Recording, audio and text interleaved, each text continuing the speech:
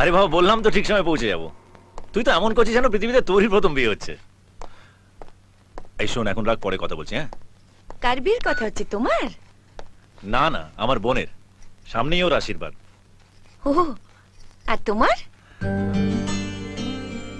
সেটাও কয়েকদিনের মধ্যেই ফাইনাল হয়ে যাবে। তাই নাকি? বাহ। তা যাকে বিয়ে করবে তাকে দেখেছো? সব সময় দেখি না, মানে স্বপ্নে দেখি।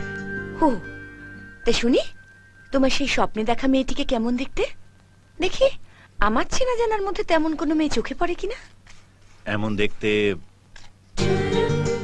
যার নিষ্পাপ চোখের দিকে তাকালে আমি সবকিছু ভুলে যেতে পারি, যে হাসলে মনে হবে পৃথিবীর সমস্ত খুশি আর আনন্দ ওর মুখে থমকে এসে দাঁড়িয়েছে, যার অবাধ্য চুলের ঝাপটায় আমার মনে বসন্ত জাগে।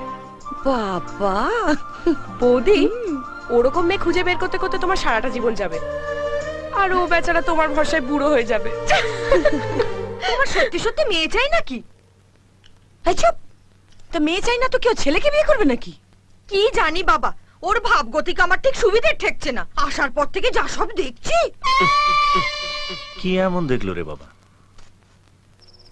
জমিয়ে বৃষ্টিটা হওয়া দরকার, তাহলে ফসলটা ভালো হবে। আর তুই এখানে আর আমি তোকে সারা বাড়ি খুঁজে বেড়াচ্ছি। ইন্দ্র, বসো বসো বসো বসো।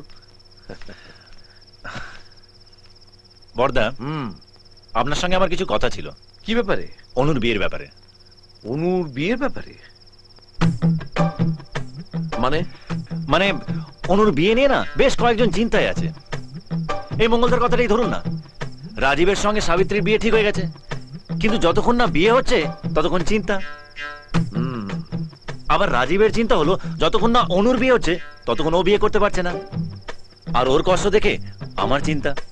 তাই যতক্ষণ না অনুর বিয়ে ঠিক হচ্ছে ততক্ষণ সবার মাথা থেকে চিন্তা যাবে না।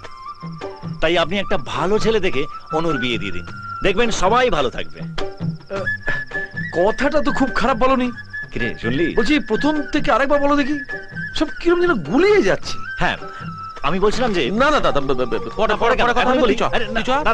দাদা আপনি কিন্তু অনুর বিয়েটা নিয়ে সিরিয়াসলি ভাববেন কিন্তু দাদা, প্লিজ। মুদ্রা ব্যাপারটা যেটা দাঁড়ালো, অনুর বিয়েটা ঠিক করে ফেলতে হবে, তাহলে সব চিন্তা দূর হয়ে যাবে। রাজীব, আমি ইন্দ্রের ব্যাপারে তোর সঙ্গে কিছু কথা বলতে চাই। কি হয়েছে দাদা? আরে না না, কিছু হয়নি। আমারও ইচ্ছে, তোর বৌদিরও ইচ্ছে, ইন্দ্রের সঙ্গে অনুর বিয়ে হোক। হ্যাঁ, ইন্দ্রকে অনুর জন্য খুব পছন্দ হচ্ছে আমাদের, জানিস? ওর জন্য ভালোই হবে। অনু জানে? এখনো না। ইন্দ্রের সম্মতি না পেলে অনুকে বলাটাও ঠিক হবে না। আমরা জিজ্ঞেস করলে ইন্দ্র হয়তো অপ্রস্তুতে পড়ে যাবে। তো ইন্দ্রের সঙ্গে কথা বলে আমাকে জানা। এসো দাদা, ইন্দ্র অনুকে ভালোবাসে, ও অনুর জন্য এখানে এসছে। অনুকে দেবে বলেই ও শাড়িটা এনেছিল।